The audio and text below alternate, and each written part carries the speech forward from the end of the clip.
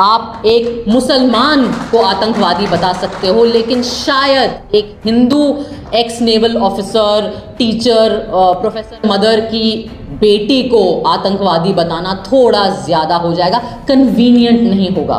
उन 4 साल में हमारी दोस्ती पक्की हुई। ये लोग तभी भी जेल में, फिर हमें मोहब्बत हो गई। ये तभी भी जेल में थे, इनको बेल की सुनवाई भी नहीं हुई। मुसलमानों को छोड़ के और लोगों पर भी आ गए, बॉलीवुड पर भी आ गए, रिया चक्रवर्ती भी मिल गई उन्हें, शाहरुख खान के बेटे को भी न बख्शा उन्होंने, और तमाम ऐसे लोग। लेकिन इस पूरी प्रक्रिया में हुआ ये कि इन 4 साल में वो भी नंगे हो गए। But I don't believe that any institution has let down the citizens of our country like the judiciary of this country, and I think that's a crying shame. 4 साल बहुत लंबा वक्त होता है। उमर और मीरान, अथर, खालिद साहब, गुलशफा और शर्जील और अन्य लोग 3, 4, 5 साल पहले गिरफ्तार हुए थे, और ऐसा लगता है कि हमारी न्याय व्यवस्था भूल गई है कि कितने सालों से ये लोग जेल में बिना बेल के, बिना ट्रायल शुरू हुए पड़े हुए हैं। तो मैं आज इस मंच के माध्यम से हमारी न्याय व्यवस्था को याद दिलाना चाहती हूँ कि 4 साल कितना लंबा वक्त होता है। सितंबर 2020 में उमर गिरफ्तार हुए थे। तब से कोविड के 3 वेव आकर चले गए हैं। 3-4 अलग वेरिएंट निकल के आ गए हैं इस बीमारी के। उनके इलाज भी लगभग आ गए हैं, पता चल गए हैं। फहाद जो मेरे अब पति हैं, उनसे मिली, दोस्त थी पहले। जब उमर गिरफ्तार हुए हम दोस्त थे, जब अथर गिरफ्तार हुए हम दोस्त थे, महज दोस्त थे। उन 4 साल में हमारी दोस्ती पक्की हुई। ये लोग तभी भी जेल में थे। हमारी दोस्ती और पक्की हुई। ये तभी भी जेल में पड़े रहे। फिर हमें मोहब्बत हो गई। ये तभी भी जेल में थे, इनको बेल की सुनवाई भी नहीं हुई थी। फिर हम एक दूसरे के परिवार से मिल लिए, तभी भी जेल में थे। परिवार मान भी गए, हिंदू मुसलमान शादी है, परिवार मान भी गए। न्याय व्यवस्था अभी तक नहीं मानी हमारी। हमने शादी कर ली, हमारी बच्ची हो गई। हमारी बच्ची अब 1 साल की हो गई। 4 साल बहुत लंबा वक्त होता है। 4 साल में और भी चीज़ें हुई। जिस गोदी मीडिया इंडिपेंडेंट ऑल्टरनेटिव मीडिया की बात नहीं कर रही। आप लोग सच्चे दिल से अपना काम करते हैं, हम उसके आभारी हैं। इतना विट्रियोलिक, इतना जहरीला कैंपेन चलाया था, वो गोदी मीडिया नंगी हो गई इन 4 साल में। उन्होंने उन 4 साल में और भी अलग अलग तरह के विक्टिम ढूंढे जिनके ऊपर मीडिया ट्रायल चलाया जा सकता हो। कई सारे मुसलमान थे, मुसलमानों के साथ तो सबसे आसान बात है, उन्हें आतंकवादी घोषित कर दीजिए या गद्दार घोषित कर दीजिए। पर उनके अंदर ये जहर इतना भर गया, और ये ब्लड लस्ट मैं कहूँगी, एक्चुअली वही शब्द होना चाहिए कि ये जो भूख है एक तरीके से खून की, एक्चुअली वो इतनी आउट ऑफ कंट्रोल हो गई कि वो मुसलमानों को छोड़ के और लोगों पर भी आ गए, बॉलीवुड पर भी आ गए, रिया चक्रवर्ती भी मिल गई उन्हें, शाहरुख खान के बेटे को भी न बख्शा उन्होंने, और तमाम ऐसे लोग। लेकिन इस पूरी प्रक्रिया में हुआ ये कि इन 4 साल में वो भी नंगे हो गए। आज की तारीख में आप लोगों के वीडियो और पॉडकास्ट फिर भी लोग देख लेते हैं, लेकिन आम जनता भी अब जब अर्नब गोस्वामी या उसके जितने भी ट्रू कॉपी वर्जन हैं और उसके जितने गरीब वर्जन हैं उनको सुनती है, वो भी जानती है कि ये झूठ फैला रहे हैं। 4 साल में और भी चीज़ें हुई। जिन लोगों को 56 इंच के कपड़े फिट आते थे, उनके कपड़े नॉर्मल साइज़ के हो गए हैं। जो लोग 400 पार करने गए थे, वो 240 में निपट गए। 4 साल में हमारे न्याय व्यवस्था के जो माननीय न्यायाधीश हैं, उन्होंने भी कई जगह जाके न्याय की परिभाषा पर कई भाषण और एलोक्यूशन कंपटीशन और रिसाइटल दिए, अलग अलग कॉलेजेस में, अलग अलग विश्वविद्यालय में, दुनिया के अलग अलग देशों में भी।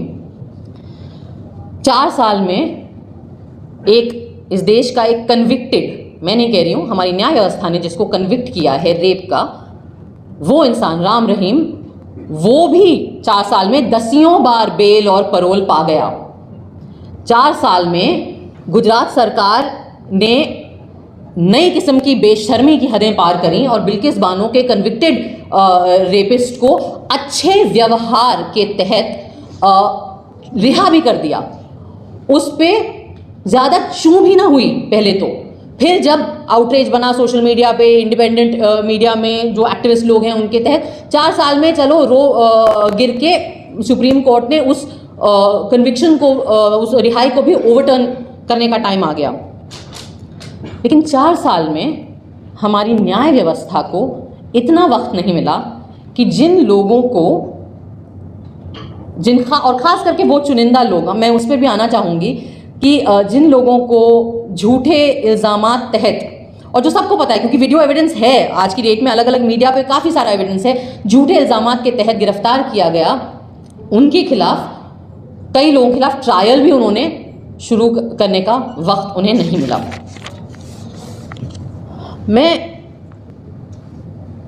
मैं ये आज जो मेरी बातें हैं, मैं वो हमारे देश की न्याय व्यवस्था से इसीलिए करना चाहती हूँ क्योंकि इस रूम में जो लोग हैं वो तो आधे लोग तो परिवार वाले हैं, वो खुद पीड़ित हैं इस नाइंसाफ़ी के। बाकी लोग जो एक्टिविस्ट हैं उन बेचारों की तो ज़िंदगियाँ गुजर गई आवाज़ उठाते उठाते।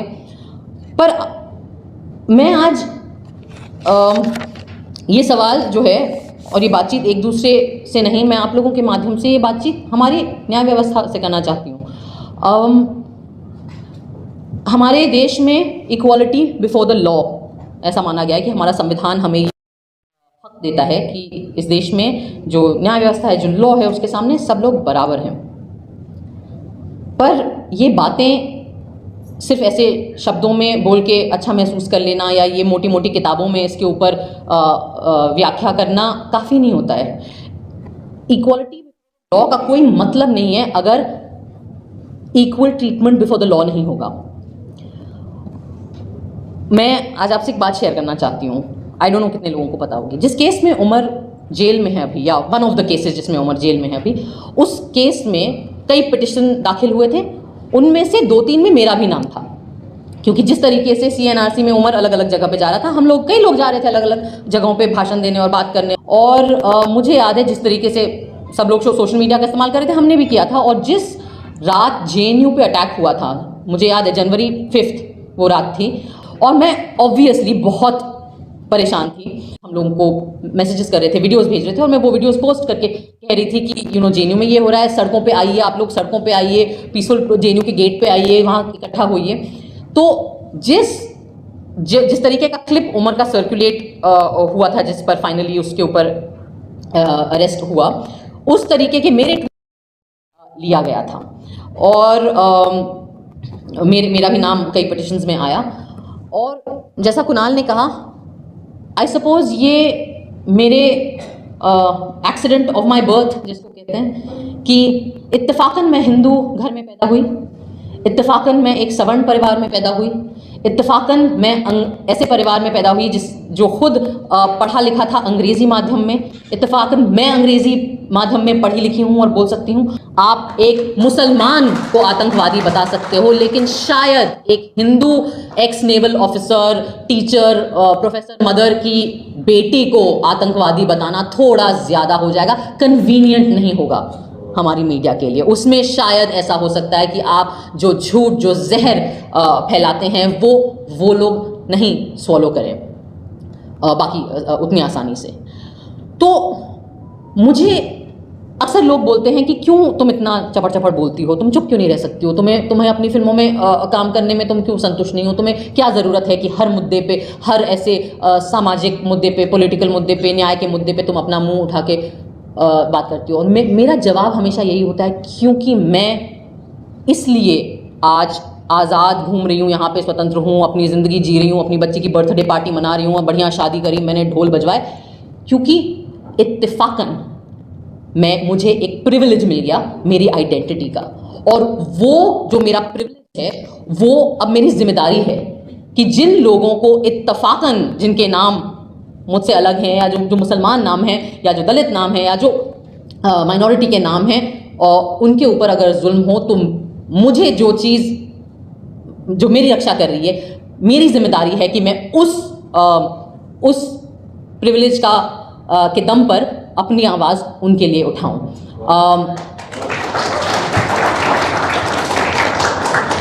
मैं एक और सवाल पूछना चाहती हूँ और हो सकता है अब तो खैर आईपीसी बदल गया है, पता नहीं कौन सी एक नई भारत कुछ क्या बीएनएस कुछ न्याय क्या भारतीय न्याय संहिता आ गई है। मैंने उसके पढ़े नहीं है क्या क्या उसमें रूल हैं, तो अब मुझे पता नहीं कि अगर अगली चीज़ जो मैं बोलूँगी उसमें कोई ऐसे कुछ केस बन जाएगा, बन भी सकता है। हमारे देश में आजकल कमाल तो ये है कि किसी भी बात पे केस बन सकता है और हो सकता है आपके ऊपर। मैंने कहीं पढ़ा था कुछ महीने पहले और बोनो ने भी मुझे बताया था कि उमर की एक डेट आने वाली थी बेल की, और उसके पहले ही जो न्यायाधीश थे जिन्होंने सुनना था वो केस, उन्होंने अपने आप को रेक्यूज़ कर लिया। तो पहले तो मुझे समझ नहीं आया कि रेक्यूज़ क्या होता है। मैंने ये वर्ड पहले सुना नहीं था, तो मैंने उसको गूगल किया और तो उन्होंने ऐसे अपने आप को निकाल लिया उसमें से कि नहीं, मैं नहीं समझता कि मैं काबिल हूँ कि मैं ये केस सुन सकूँ। क्यों काबिल नहीं हुआ? बड़ी पढ़ाई लिखाई करी होगी आपने जज बनने के लिए, कई सालों से आप आई एम अज्यूमिंग हमारे ही टैक्स के पैसों की तनख्वाह आ रही होगी आपको, हमारे ही टैक्स के पैसों से जो घर बनते हैं सरकारी उनमें आप रह रहे होगे, हमारे ही टैक्स के पैसों से जो पर्क्स आपको मिले हैं उन पे आपकी ज़िंदगी कंफर्टेबल है। तो आपको क्यों ये हक है अपने आप को रिक्यूज़ करने का अपनी जिम्मेदारियों से? क्या ये हिंदुस्तान के नागरिकों के साथ गद्दारी नहीं है? हो सकता है आपको लगे कि मैं बहुत भारी भरकम शब्द इस्तेमाल कर रही हूँ, लेकिन आपको नहीं लगता कि जिन लोगों को के हाथ में सत्ता दी गई है हमारे इस लोकतांत्रिक व्यवस्था के थ्रू, जिन्हें, तो आपको नहीं लगता कि उस सत्ता की जिम्मेदारी आप पर बनती है? आपको नहीं लगता कि जो प्रिविलेजेस आपको मिले हैं अपनी पोजीशन की वजह से कम बेसिकली आपको सिर्फ इतना कहा जा रहा है कि आप अपना काम करें, आप केस पढ़ें, आप अपनी बुक्स देखें, आप अपना कॉन्स्टिट्यूशन देखें, आप जो भी आईपीसी देखें और आप उसके ऊपर डिसाइड करें। इसका आपको वक्त नहीं मिल रहा है। कपिल सिब्बल साहब ने कहा कि मुझे 20 मिनट दे दीजिए, आपको 20 मिनट नहीं मिल रहे हैं। माननीय प्रधानमंत्री के साथ आपको गणेश पूजा करने का बहुत वक्त मिल गया था, पर अपना काम करने के लिए 20 मिनट नहीं मिलते हमारे न्यायाधीशों को। एक जस्टिस थे, शायद उनका नाम बोपन्ना जी था, उन्होंने कहा मुझे 2 मिनट लगेंगे उमर का केस में वर्डिक्ट सुनाने में। बड़ी अच्छी बात है, बड़ा आपने सीना ठोक के दावा कर दिया, तो 2 मिनट नहीं मिले आपको। मैं इसलिए ये सवाल पूछना चाहती हूँ कि अक्सर हम बड़ी आसानी से नेताओं को गालियाँ देते हैं, बड़ी आसानी से पुलिस को गाली दे देते हैं, हम बड़ी आसानी से एक दूसरे को गाली देते हैं, लेकिन न्याय व्यवस्था से कोई भी सवाल उठाने में बहुत डर लगता है क्योंकि कंटेम्प्ट ऑफ कोर्ट हो जाएगा। यहाँ जितने लोग बैठे हैं हम श्योर उन सब पे लग चुका है। कुणाल के ऊपर तो ऑलमोस्ट ये गए थे अंदर, ऑलमोस्ट, फिर बच गए थैंक्स टू इत्तेफाकन accident of birth, surname Kamra इनका। मेरे ऊपर भी लगा था 2 बार कंटेम्प्ट ऑफ कोर्ट, लेकिन वो इतना बेवकूफ़ी भरा एलिगेशन था कि उन्होंने लिया ही नहीं। तो आज मैं पता नहीं, शायद नई आईपीसी में कंटेम्प्ट ऑफ कोर्ट हो ही ना, मैंने देखा नहीं। अपने इग्नोरेंस का मैं फ़ायदा उठा के आज ये सवाल पूछना चाहती हूँ अपने न्याय व्यवस्था से कि क्यों, क्या डर है आपको किस चीज़ का डर है? आम नागरिक को तो जेल का डर होता है, पिटाई का डर होता है, मुसलमान तो कहीं पे भी पिट जाते हैं बेचारे इस देश में, दलित कहीं पे भी पिट जाते हैं इस देश में। हम लोगों को भी डर लग सकता है कि काम नहीं मिलेगा, कॉमेडी के शोज़ नहीं मिलेंगे, फिल्में बंद हो जाएंगी, जिनके बच्चे हैं छोटे छोटे उनको अलग अलग किस्म के डर लगते हैं। आपको क्या डर लगता है? आपके पास तो पूरा तंत्र है, आपके पास तो सारी सरकारी तंत्र है। जब तक आप इन बड़े बड़े सुप्रीम कोर्ट, हाई कोर्ट तक पहुंच जाते हो, आप 60 साल 50 साल के ऊपर होते होंगे, आपके तो बच्चे भी बड़े हो गए होंगे, अच्छी महंगी कॉलेजेस में आप उन्हें पढ़ाते हैं, बाहर भेजते हैं, यूनिवर्सिटीज़ में वो भी सेटल हो जाते हैं, उनकी शादियाँ हो जाती हैं, उनके भी बच्चे होते हैं। तो इस बुढ़ापे में क्या डर है अब आपको? अब क्या लालच है आपके अंदर? क्या चाहिए आपको? हाँ, क्या ज़रूरत है? गवर्नर पोस्ट चाहिए, राज्यसभा जाना है, इतनी आपके अंदर लालच है कि आप महज आपका काम आपसे करने को हम मांग रहे हैं, वो आपसे नहीं हो रहा है। इस देश का हर नागरिक कुछ चंद माननीय न्यायाधीशों के ईमान पर हमारी जिंदगियां टिकी हुई हैं आज के वक्त में, क्योंकि हर दूसरा इंस्टीट्यूशन अपना काम नहीं कर रहा है। हरतोष सर ने बात करी दूसरी सरकारों की, उन्होंने अपना काम नहीं किया। कुणाल ने बात करी गोदी मीडिया की, मेन स्ट्रीम मीडिया की, वो अपना काम नहीं कर रही। पुलिस तो हमारी खैर वाही है, वो अपना काम नहीं करती। तो फिर हम क्या करें? हम कुल मिला के हमारे पास बच जाता है अपना संविधान तरफ से कि आपको क्या डर है, आपको क्या लालच है, आप ऐसा कैसे होता है कि आप लोग अपना बेसिक काम नहीं कर पाते हैं, इतना वक्त आपको लग जाता है। न्याय करने में होता है, न्याय बोलने में नहीं होता, न्याय भाषणबाजी नहीं होती, न्याय एक्शन होता है।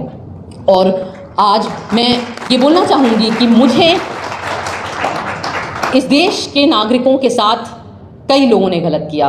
अगर मैं अंग्रेजी में बोलूँ, then the citizens of our country have been let down by almost every institution that has been given power by the democratic setup of our country. But I don't believe that any institution has let down the citizens of our country like the judiciary of this country. And I think that's a crying shame. शर्मनाक है ये बात. और मुझसे पूछा जा सकता है कि क्यों तुम्हें क्यों इतना ये इतनी इमोशनल होने की बात नहीं. ये नहीं है क्योंकि जब बेल नहीं मिलता है ना तो ऑफ कोर्स परिवार परेशान होते हैं, माएँ बेबस होती हैं, बहनों का दिल दुखता है, बच्चे बड़े हो जाते हैं, आपको देखने को नहीं मिलता. सॉरी, मैंने I am little hormonal and emotional. मेरी बच्ची बहुत छोटी है अभी. I am a nursing mother, so अगर मैं इमोशनल हूँ तो मैं माफ़ी चाहती हूँ.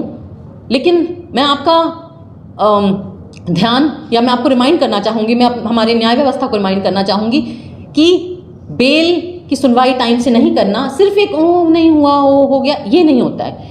क्योंकि जब आप टाइम से बेल ग्रांट नहीं करते ना तो 84 वर्ष के एक्टिविस्ट जैसे स्टैन स्वामी थे, उनकी जेल में मौत भी हो सकती है.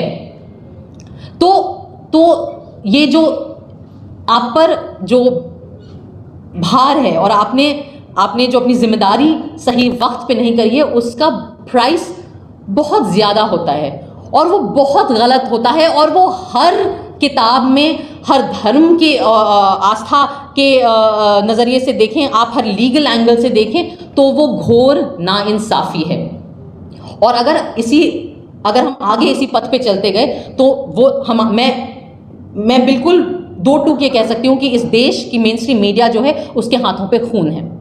उसने हिंसा भड़काई है. जो लोग दिल्ली के दंगों में मरे उनका खून हमारी मेन स्ट्रीम मीडिया पर भी है और लोगों पे खून हो. लेकिन मैं ये भी कहूँगी कि अगर ऐसे ही चलते रहा तो वो जो खून के धब्बे हैं वो हमारी न्याय व्यवस्था के दामन पर भी लगेंगे, वो छींटें आप पर भी आएंगी. इसलिए इस मंच से मेरी अपील है, बहुत ज़्यादा हम नहीं मांग रहे, अपना काम करिए.